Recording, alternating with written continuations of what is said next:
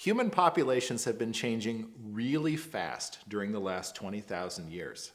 And when we look at the genetics of people today, they've been changing at a faster pace in the last 20,000 years than at any time during our earlier evolution, during the last 2 million years or more. It is really a pronounced, rapid evolution that we've undergone. But when I say that, I want you to understand that we're talking about a very particular kind of evolutionary change. We're talking about changes in the frequencies of genes under strong natural selection. Human populations in the most recent part of our evolution have undergone really rapid changes in frequencies of genes. And some of those changes reflect the changes in environments that we've undergone in the last 20,000 years. Rapid, massive changes in environments, including the invention of agriculture, which has involved new foods. It's also involved new ways of living in cities and larger accumulations of people, with more connections between people in different places, which means more disease. So we've had lots of challenges in our ecologies of the last 20,000 years. We've also had very large populations across the last 20,000 years. Our population has grown to an extent that was never present in humans before, and that has itself influenced the way that our population has been evolving. When I talk about recent changes, I just want to start off with one really stark fact.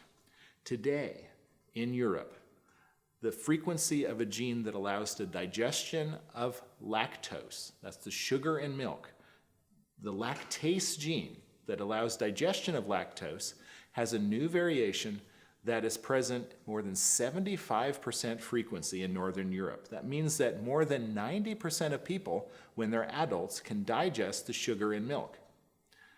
10,000 years ago in Northern Europe, where today that gene is common, nobody could do that. So we're talking in 10,000 years about a true transformation of the population, where a trait that was literally present in nobody is today in more than 90% of people. That is a huge change, and that's the kind of changes that I'm talking about in this lecture about recent natural selection. When we look at natural selection on a gene, what are we really looking at? We're looking at the increase in frequency of an allele of that gene in the population.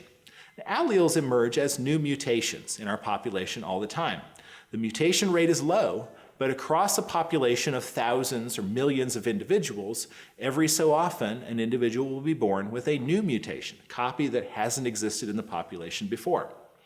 That new mutation is very, very likely to disappear by chance, because think about it. If you're born with a new mutation, in order for that to become established in the population, you have to have children, and not all people do, but at least one of your children has to carry that new mutation. And after all, because you have two copies of that gene, your children, by chance, could carry the other copy from you. So that gene has to become established in your offspring, and their offspring, and so on, and that process has chance involved in it.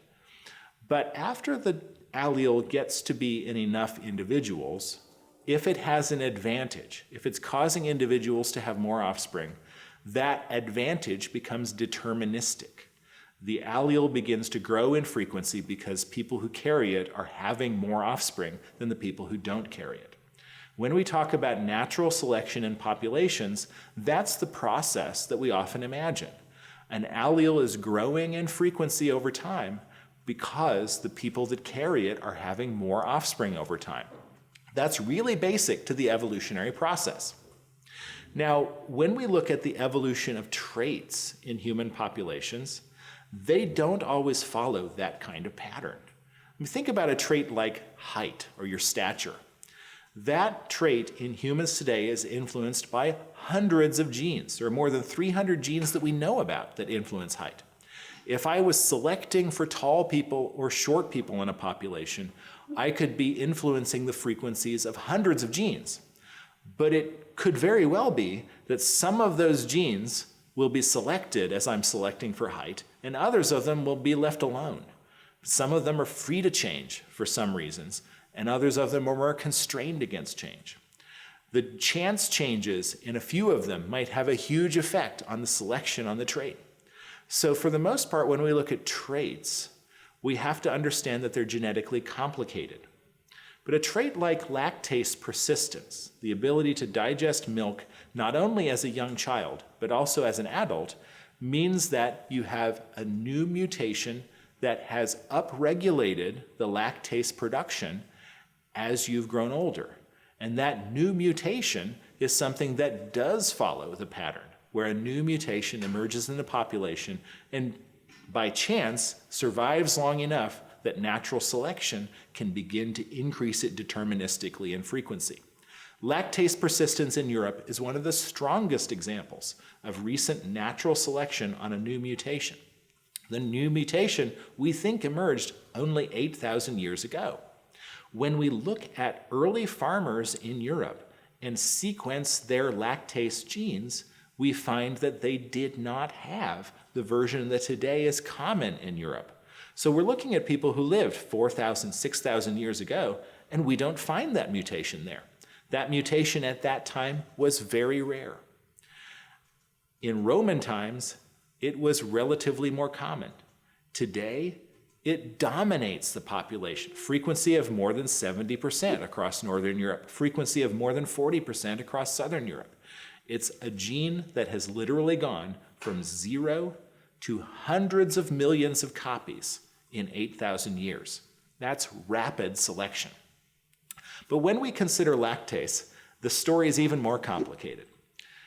We have a global audience of students in this class, and many of you come from parts of the world where lactase persistence is not common, where milk, when you're an adult, is not a common part of the diet. Northern Europe is a place where milk is a common part of the diet, and people today have a persistence of lactase. That same version of lactase persistence, the same mutation, is common in North India, in Pakistan, across large parts of Western Eurasia, and to some extent into North Africa. One mutation spread across thousands of miles into hundreds of millions of copies today over a very short period of time. But it's not the only one. We know of at least 5 mutations that have caused a persistence of lactase. 3 of those are found in African populations, 2 East African populations, 1 West African population. One of those 5 mutations is found today in common in Arabia and the Middle East. So we have at least 5 mutations, all of which have arisen recently, all of which have emerged and become common in human populations. And what those populations all share is a reliance on dairy animals, cattle, goats, sheep, and camels. So every one of those populations is one that has a long history of keeping dairy animals and of drinking their milk. That being said, this isn't an inevitable association. We can consider some populations of East Asia where dairying has also been common. Mare's milk is widely consumed across Mongolia and parts of Central Asia, and those populations do not have a high frequency of any mutations that confer lactase persistence. Instead, people are relying on mare's milk by fermenting the lactose. So they drink fermented mare's milk. They also eat cheeses that are produced from the milk. Those technologies are common in other parts of the world that use dairying and have done so historically, but in East Asia, the lactase persistence allele has not yet become common. In West Eurasia and in parts of Africa and the Middle East, they have. So history, which has involved very strong selection in association with a new ecology, a new diet that people have developed, has a chance element. Some populations have gotten this, other populations haven't. When we look at other genes that have been subject to strong selection in recent humans, we see similar patterns. Malaria is a good example. Malaria resistance alleles have become common in many populations around the world that have been subjected to malaria in the past. And some of these have become very strong genetic differences between populations. For example, the Duffy null allele. Duffy is a blood type. And the Duffy blood type has 3 types, just like the ABO blood type has 3 types. We call them Duffy A, Duffy B, and Duffy O. The Duffy O blood type is a silent allele. It's an allele that does not produce the normal product. And Duffy null is adaptive to malaria, in particular Vivax malaria. The Duffy null allele is very common in sub-Saharan Africa today. In some populations, it's up to 95% frequency, which means that almost everybody expresses the phenotype of this allele. But in other populations in the world, this allele is very rare. In Europe today, it's less than 5%. So we're talking about a gene that's 95% in some parts of sub-Saharan Africa and 5% or less in many parts of the world. That's a big genetic difference. That genetic difference has all emerged within the last 30,000 years with selection on that allele in sub-Saharan Africa. It's one of the big genetic differences that we see between populations, but it's very recent in its origin. And it's all because of the history of malaria, a disease that has emerged as a very important selective factor in humans within the past 30,000 years. We see some selected alleles that are really prominent in East Asians, and some of those you may have heard about. For example, there's a gene called ABCC11. That gene correlates with a very visible difference between people that you might have noticed, especially if you know people of East Asian origin or if you're of East Asian origin yourself. It's a gene that relates to earwax. Within your ears, there's a natural production of wax. And in humans today, there are 2 forms of that wax that are normal. The dry earwax form is relatively flaky and doesn't stick in balls. The sticky form is what's most common in the world today. Most populations have sticky earwax, but East Asians very commonly have dry earwax. It's a change that people have noticed in human populations for more than 100 years as they've been observing anthropometric characters in different places. We now know that the dry versus sticky earwax phenotype is caused by ABCC11. The dry version of that gene is new. It's emerged in East Asian populations within the past 20 to 30,000 years. And it also correlates with armpit odor. If you have stinky armpits, chances are you have the wild type, normal version of ABCC11. If you have dry earwax, chances are you have a little less odor in your armpits.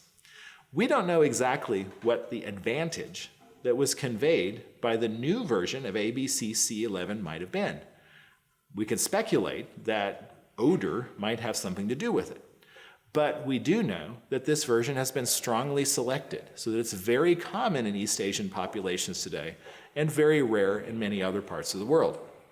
Likewise, East Asians often today have a mutation to a gene called EDAR, E-D-A-R. That mutation makes their hair thicker.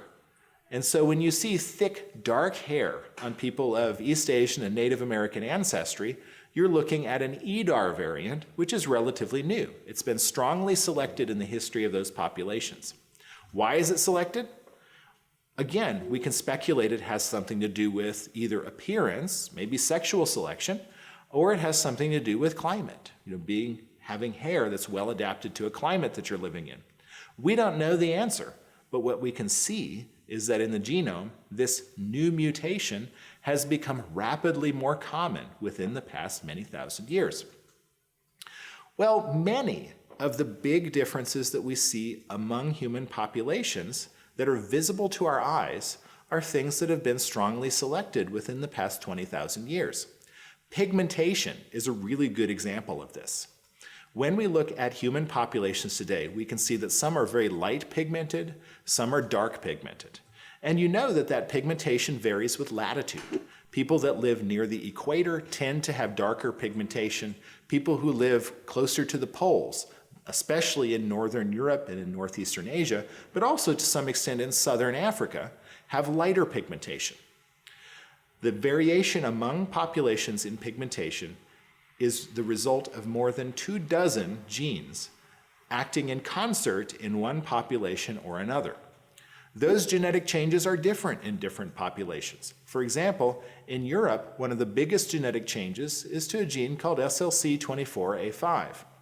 This gene has a frequency of a new version that's 95% in continental Europe, and it extends in its range all the way into India.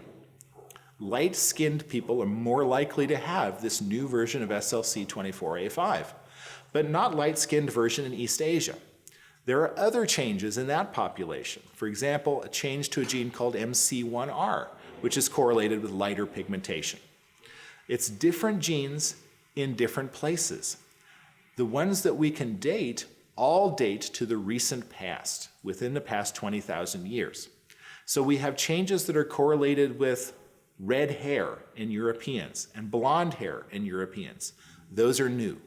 We have changes that are related to blue eyes in Europeans. A gene called OCA2 is probably regulated by a mutation in a nearby gene called HERC2. That genetic change is relatively recent, within the last 20,000 years. When we look at ancient Europeans, we see that they don't carry some of the pigmentation variants that are common in today's Europeans. That ancient DNA evidence shows that natural selection has been altering this population over time.